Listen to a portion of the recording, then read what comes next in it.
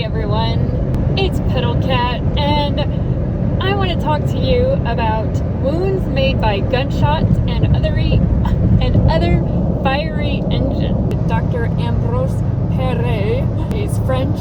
Perret. Yeah, the French are. Yeah, I don't think that's right. The first book I worked a lot on was called Wounds Made by Gunshot. Hang on. Wounds Made by Gunshot and Other Fiery Engines. Or was it? Yeah, Wounds Made by Guns. He starts off his book with a treatise on why he hates guns and cannons so much. Anything involving gunpowder, he hates it. Still a fairly new technology. Musketeers they're starting to replace bowmen. Like when armies go into a battle, there's a formation that they do. Oh, right. I think the English had longbows, so their bowmen would be in the back because they're longbows. French archers, they put their archers in the front. And I remember he says something about that. Anyway, it's a lot easier to learn how to shoot a musket or an arquebus than a bow and arrow. So that just really started changing warfare. And as more people get injured in wars, then surgeons have a lot more bodies to practice on and experiment with. So that's interesting. The advancement of warfare also advances medical science. Well, I don't know if he means to be funny, but he talks about how he met a surgeon who was very skilled at treating gunshot wounds, and he spent 2 years trying to learn from this guy. And the guy just wouldn't give it up. It was his special secret. It made him so sought after. So yeah, Dr. Perry spends 2 years like kind of apprenticing under this guy or something. And so the way that Dr. Perry's work worked was some rich guy paid for him to be a surgeon in the army.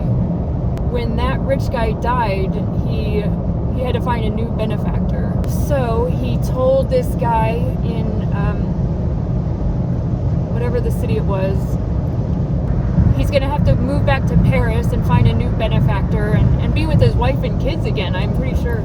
So then this guy agreed to teach him his balsam, is what they called it. Is what he called his special ointment. He was really excited about that. So this other surgeon, I don't think he says his name. And that's exactly what Dr. Perry said about the person who invented gunpowder. He was really hoping that that person would just die in obscurity and not get any kind of credit. But then he just goes on. He's like, well, anyway, it was this monk named Constantine Alzine and blah, blah, blah, blah, blah. He like gives a tiny little biography about him, which is like, okay, you just said that you didn't want this guy to be known, but I guess because the monk invented the gunpowder by accident. I don't know, because he discovered it by accident, but then he perfected it enough to share it with people. So yeah, it wasn't just purely accidental. So this guy says, okay, you got to bring me some puppies, a pound of earthworms. I think it was 2 puppies. 2 puppies, a pound of earthworms, turpentine, and white wine. And then what this guy did was he boiled oil. He had a pot of boiling oil that he put the puppies into alive. He put the puppies in the boiling oil alive. And until the skin like started falling off. Oh god, it's so sick. It's so sick to think about it. And meanwhile, he washes and kills the earthworms in white wine. And after that, he puts the earthworms in with the boiled puppies. And he lets that simmer until it's like a goo. I'm guessing it's like a gelatinous goo. But anyway, he says like until all the liquids are spent. And then you add I think it was turpentine, which is actually a different thing than what we call turpentine today. I think it translates to something else.